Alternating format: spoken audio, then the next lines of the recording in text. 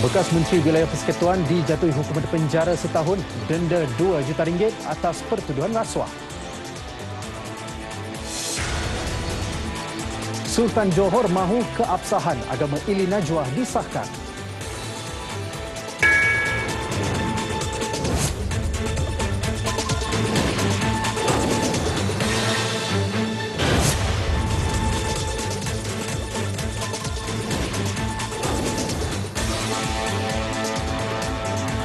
Assalamualaikum dan salam sejahtera. Bekas Menteri Wilayah Persekutuan Datuk Seri Tengku Adnan Tengku Mansor dijatuhi hukuman penjara 12 bulan dan denda RM2 juta oleh Mahkamah Tinggi Kuala Lumpur selepas didapati bersalah atas pertuduhan menerima rasuah berjumlah RM2 juta dari seorang ahli perniagaan pada tahun 2016. Mahkamah turut memerintahkan tertuduh dipenjarakan 6 bulan jika gagal membayar denda. Hakim Muhammad Zaini Mazlan membuat keputusan itu selepas pasukan pembelaan selesai membuat mitigasi bagi meringankan hukuman terhadapnya. Bagaimanapun, mahkamah membenarkan hukuman penjara dan denda itu ditangguh sehingga menunggu rayuan. Terdahulu ketika membaca penghakimannya, Muhammad Zaini berkata tertuduh tidak menafikan wang RM2 juta itu dimasukkan ke akaun Tat Mansuri Holding Sdn Bhd dan mendakwa ia digunakan untuk dua pilihan raya kecil PRK Sungai Besar dan Kuala Kangsar. Mahkamah bagaimanapun mendapati kedudukan tertuduh ketika kejadian adalah meragukan yang mana beliau tidak menjawat jawatan sebagai bendahari UMNO. Tertuduh sebaliknya ketika itu adalah setiausaha UMNO dan bukan ahli Parlimen Kawasan 2 PRK berkenaan. Mengikut pertuduhan, Datuk Seri Tengku Adnan didakwa dalam kapasitinya sebagai seorang penjawat awam iaitu Menteri Wilayah Persekutuan telah menerima untuk dirinya wang berjumlah RM2 juta. Wang itu daripada ahli perniagaan Tan Sri Chai Kin Kong yang juga pengarah AKSB melalui cek Hon Leong Islamic Bank milik AKSB pada 14 Jun 2016. Ahli Parlimen Putrajaya itu didakwa mengikut Seksyen 165 Kanun Keseksaan yang membawa hukuman maksimum penjara 2 tahun atau denda atau kedua-duanya jika sabit kesalahan. Perbicaraan kes itu bermula pada 2 Julai tahun lalu dengan pihak pendakwaan memanggil 23 saksi memberi keterangan. Mahkamah Tinggi Ipoh menetapkan selama 9 hari bermula 30 Mac 2021 untuk perbicaraan kes rogol pembantu rumah membabitkan ahli Dewan Undangan Negeri Adun Teronoh Paul Yong Chu Kiong.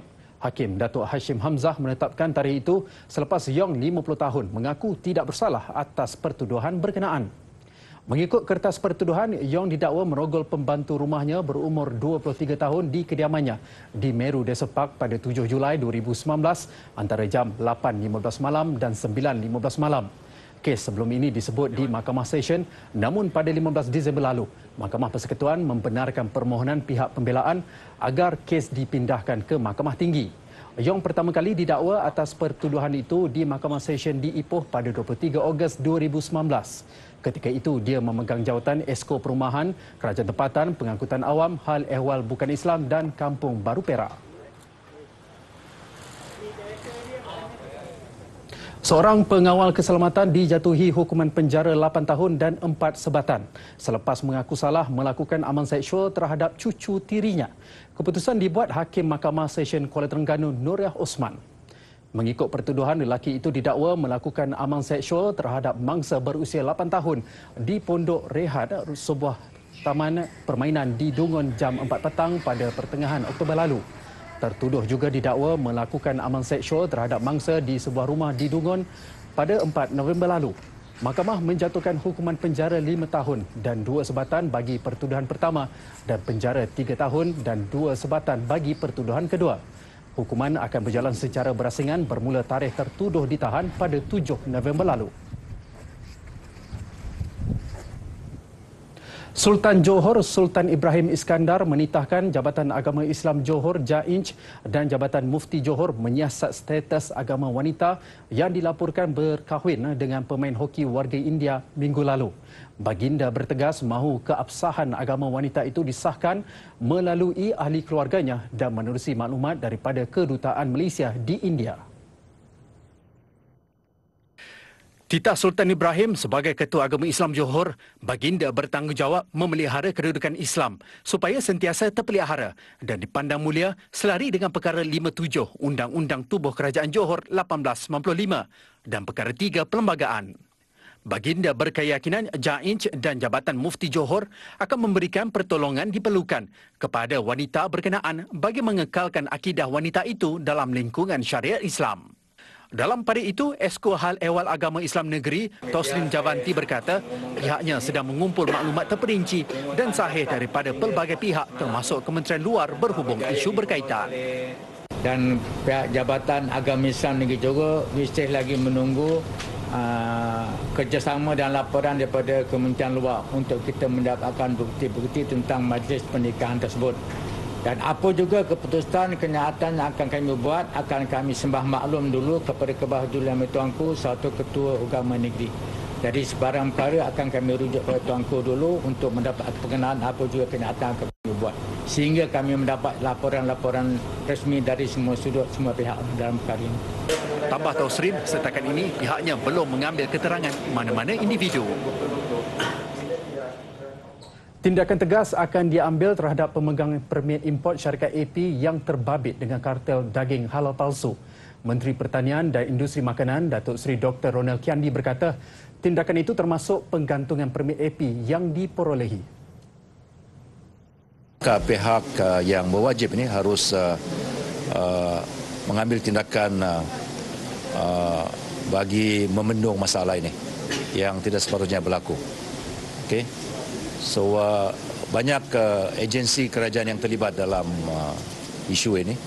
Tentu sekali pihak Kementerian KPDN, HEP, pihak Kastam dan sebagainya harus sama-sama membendung agar masalah ini tidak berulang.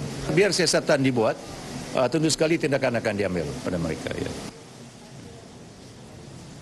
Mengulas lanjut dakwaan pembabitan anggota penguatkuasa Jabatan Perkhidmatan Kuarantin dan Pemeriksaan Malaysia MAKIS dengan gerakan kartel itu, Datuk Seri Ronald mengakui tidak tahu mengenai hal itu.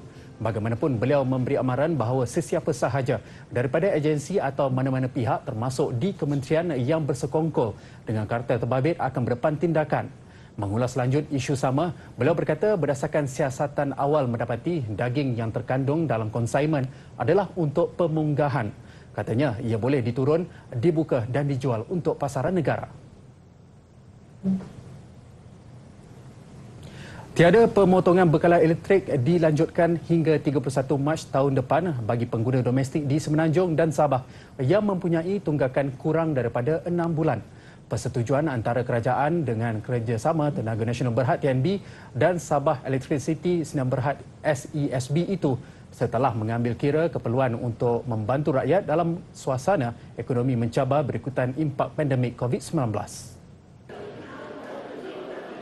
Jelasnya dianggarkan 6.94 juta pengguna domestik di Semenanjung dan 500,000 pengguna domestik di Sabah layak menikmati faedah terbabit. Kategori pengguna ini akan diberi kemudahan untuk membuat pembayaran secara ansuran selama 6 bulan mulai 1 Januari hingga 30 Jun 2021. Walau bagaimanapun, pengguna lain boleh berunding dengan Tenaga Nasional Berhad dan SESB untuk membuat pembayaran secara ansuran bagi mengelakkan pemotongan bekalan elektrik.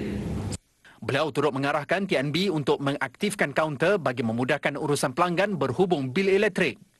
Ditanya mengenai impak kewangan kepada kedua-dua syarikat utiliti itu, pihaknya tidak mempunyai angka tersebut. Mengulas lanjut ujar beliau, setakat 31 Oktober lalu, 7.66 juta pengguna domestik di Semenanjung menikmati manfaat diskaun bil elektrik di bawah pakej rancangan ekonomi Prihatin Rakyat Prihatin dan bantuan Prihatin Elektrik BPE dengan peruntukan berjumlah 1.9 bilion ringgit. Dalam perkembangan sama, Datuk Syamsul Anwar berkata pengumuman kadar baru tarif elektrik akan diumumkan pada minggu ini sebelum cuti perayaan Krismas. Kita akan umumkan dalam minggu ini. Dalam minggu ini? Betul? Minggu ini. Minggu ini ya? Tunggu. Beliau sebelum ini dilaporkan memberi jaminan bahawa kepentingan rakyat akan sentiasa menjadi teras keutamaan dalam menilai semula kadar semasa tarif elektrik. Penilaian kadar semasa tarif itu dibuat menerusi mekanisme kawal selia berasaskan insentif IBR yang akan dimulakan semula tahun depan dan berkuat kuasa sehingga 2023. Di bawah mekanisme IBR, tarif elektrik asas bagi tahun 2018 hingga 2020 ditentukan dengan menetapkan harga penanda aras bahan api, arang batu dan gas dalam tempoh tersebut. Untuk rekod, kadar tarif asas kini di Semenanjung adalah 39.45 sen per kilowatt jam bagi sektor domestik, manakala surcharge pengguna komersial dan industri pula pada kadar 2 sen per kilowatt jam.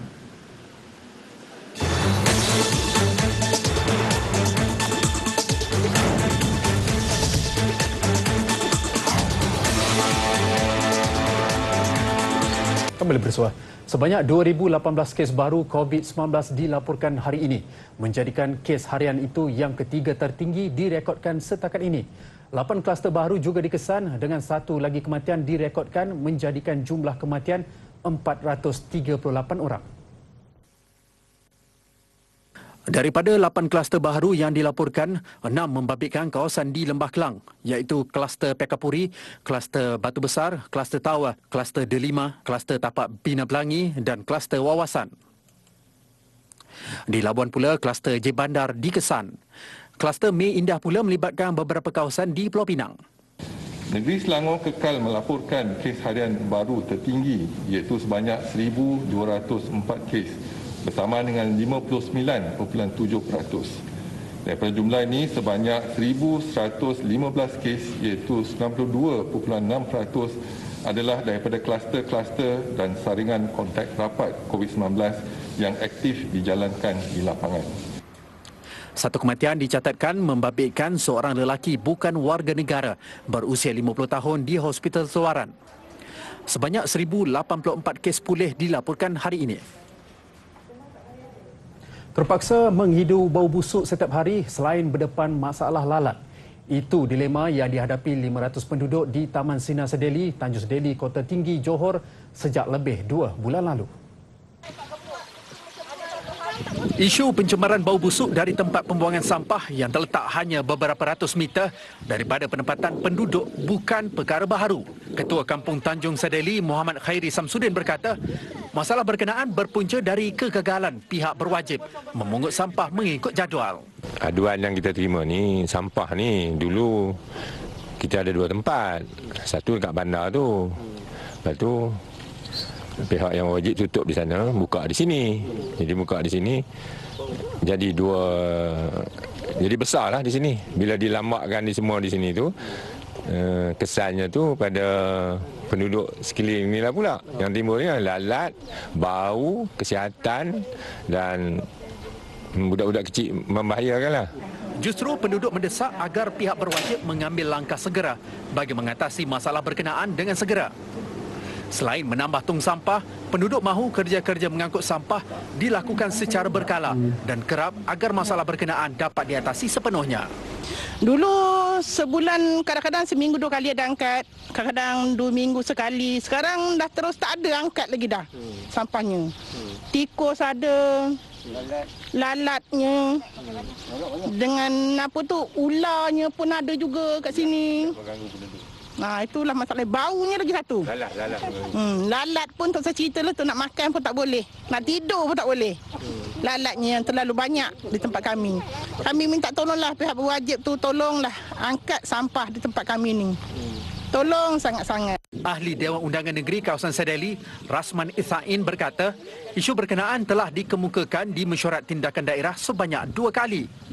Menurut beliau, antara faktor masalah sampah itu berlaku adalah kerana kawasan Pekan Sedeli dan Perkampungan Sedeli bukan terletak di bawah bidang kuasa pihak berkuasa tempatan PBT.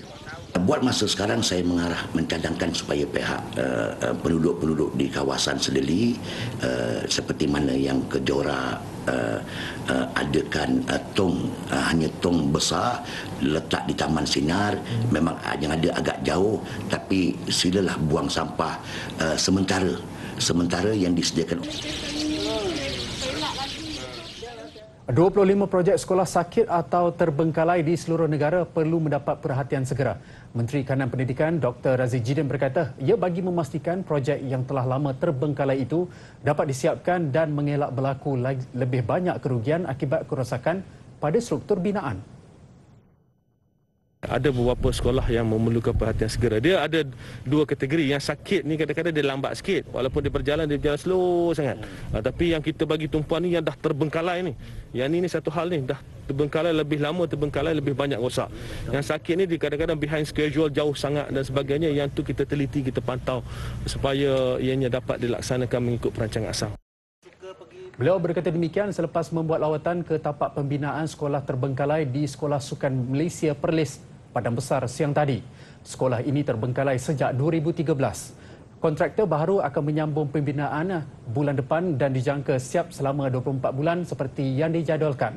Apabila siap nanti, sekolah berkenaan boleh menampung kapasiti 600 hingga 700 murid. Segmen Bijak Belanja. Antara yang kerap menjadi saranan bijak pandai ialah supaya kita melabur untuk masa depan. Harap-harap usaha sekumpulan pelajar Universiti Putra Malaysia UPM mencari dana bagi membantu beruang matahari di Sandakan Sabah juga layak dikategorikan sebagai langkah bijak untuk masa depan.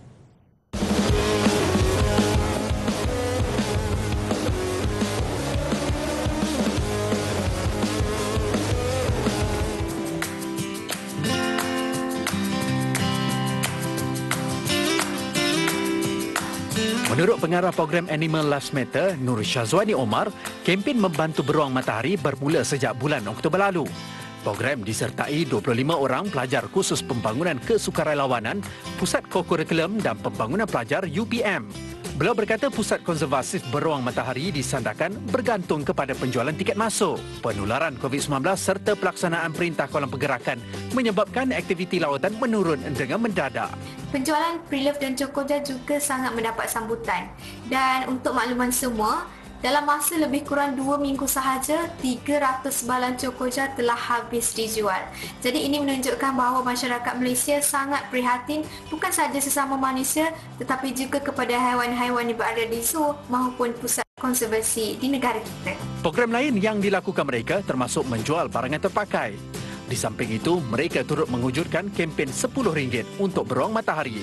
Melaluinya, orang ramai boleh menderma bagi membantu spesies yang kian pupus itu.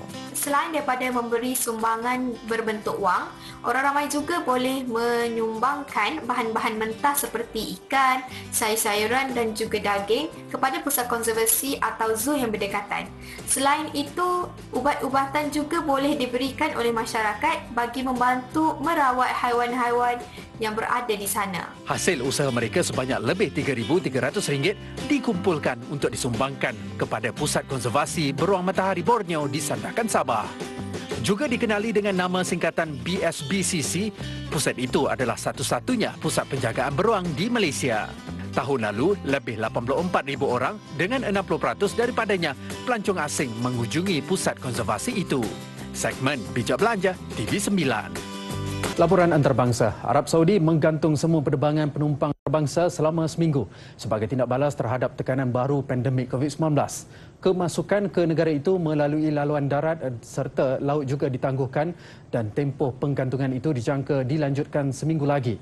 Keputusan itu dibuat sebagai tindak balas terhadap munculnya virus baru yang kuat di United Kingdom serta negara-negara Eropah yang lain. Bagaimanapun, lapor Saudi Press Agency, beberapa penerbangan akan dibenarkan dalam keadaan luar biasa.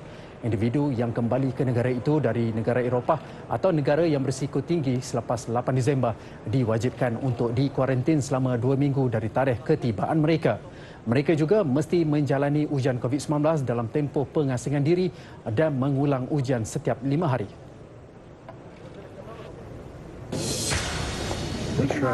Dalam pada itu, beberapa negara Eropah termasuk Jerman, Ireland, Itali, Austria, Romania, Belanda dan Belgium mengambil keputusan menyekat penerbangan dari Britain. Sumber kerajaan Jerman berkata larangan itu berkemungkinan turut dilaksanakan oleh 27 negara kesatuan Eropah lain. Perbincangan turut diadakan bagi meneliti sama ada tindakan sama ke atas perjalanan laut, darat dan kereta api perlu dilakukan. Belanda dilaporkan mula mengenakan sekatan ke atas penerbangan dari United Kingdom bermula jam 6 pagi semalam.